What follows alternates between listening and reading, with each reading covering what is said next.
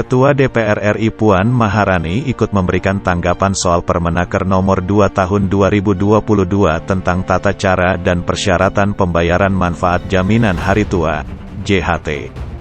Dalam aturan itu, klaim JHT baru bisa dicairkan saat pensiun di usia 56 tahun. Puan mengatakan, kebijakan tersebut tidak sensitif pada keadaan pekerja. Sebab dana JHT merupakan hak pekerja dan bukan milik pemerintah sehingga JHT harusnya dapat dicairkan kapanpun. Perlu diingat, JHT bukanlah dana dari pemerintah, melainkan hak pekerja pribadi karena berasal dari kumpulan potongan gaji teman-teman pekerja, termasuk buruh, kata Puan dalam keterangan resmi, Senin 14 Februari. Kebijakan itu sesuai peruntukan JHT, namun kurang sosialisasi dan tidak sensitif terhadap keadaan masyarakat khususnya para pekerja, dia melanjutkan. Ex-Menko PMK itu menilai, penetapan JHT baru bisa cair saat usia 56 tahun memberatkan. Terlebih banyak pekerja dirumahkan bahkan terpaksa keluar dari perusahaan akibat pandemi COVID-19. Dalam membuat kebijakan, pemerintah harus melibatkan partisipasi publik dan juga perlu mendengarkan pertimbangan dari DPR sebagai lembaga perwakilan rakyat, tegasnya. UU SJSN dibalik kebijakan JHT baru bisa cair di usia 56 tahun. Kepala Biro Humas Kementerian Ketenagakerjaan, Kemnaker, Chairul Fatly Harahap menjelaskan, Permenaker Nomor 2 Tahun 2022 mengacu pada Undang-Undang Sistem Jaminan Sosial Nasional, UU SJSN, yang diterbitkan 2004 lalu. Program JHT merupakan program perlindungan untuk jangka panjang, kata Chairul dalam keterangan resmi, Minggu tanggal 13 Februari. Pencairan JHT diatur dalam Pasal 35 Ayat 2 dan 37 Ayat 1 dalam UU SJSN.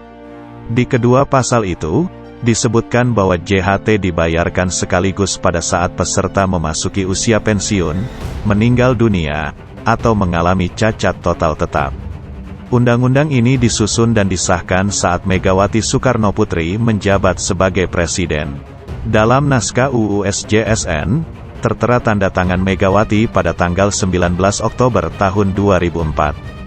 Chairul menjelaskan, kendati tujuannya untuk perlindungan di hari tua alias masa pensiun, meninggal dunia, atau cacat total tetap, UU SJSN memberikan peluang bahwa dalam jangka waktu tertentu pekerja yang membutuhkan dapat mengajukan klaim sebagian dari manfaat JHT. Berdasarkan Peraturan Pemerintah Nomor 46 Tahun 2015, klaim terhadap sebagian manfaat JHT tersebut dapat dilakukan apabila peserta telah mengikuti program JHT paling sedikit 10 tahun. Adapun besaran sebagian manfaatnya yang dapat diambil yaitu 30% dari manfaat JHT untuk pemilikan rumah, atau 10% dari manfaat JHT untuk keperluan lainnya dalam rangka persiapan masa pensiun. Sementara terkait pekerja yang terdampak PHK, di mana mereka selama ini mengandalkan dana JHT saat berada di situasi tersebut, Kemnaker menilai ada banyak dana atau program lainnya yang bisa dimanfaatkan. Mulai dari pesangon, uang penghargaan masa kerja, hingga uang penggantian hak.